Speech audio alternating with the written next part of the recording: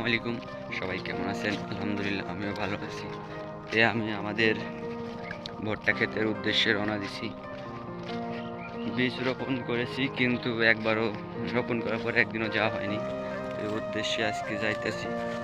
দেখা যাক কি হচ্ছে জমির অবস্থা, বীজ থেকে গাছ তৈরি হচ্ছে কি হয়নি।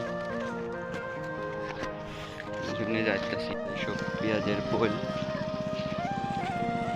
পোল ওগুলা আমি সব পেঁয়াজ লাগানোর লেগে রেখে দিছি।